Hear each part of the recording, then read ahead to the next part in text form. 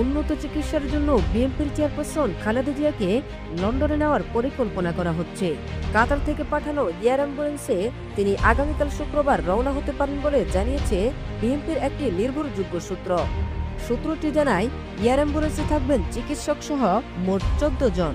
তার বিদেশ যাত্রা ও সর্বশেষ শারীরিক অবস্থার বিষয়ে আজ বৃহস্পতিবার দুপুরে আনুষ্ঠানিক ব্রিফ করেছেন স্থায়ী কমিটির সদস্য এবং খালেদা জিয়ার ব্যক্তিগত চিকিৎসক অধ্যাপক ডাক্তার এজেএম জাহিদ হোসেন। এদিকে রাজধানীর এভারকেয়ার হাসপাতালে টানা 12 দিন ধরে চিকিৎসাধীন রয়েছেন সাবেক প্রধানমন্ত্রী খালেদা জিয়া।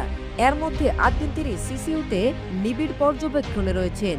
তার শারীরিক অবস্থা স্থিতিশীল হলেও উদ্বেগজনক। চিকিৎসকদের ডাকে তিনি কিছুটা সাড়া দিচ্ছেন।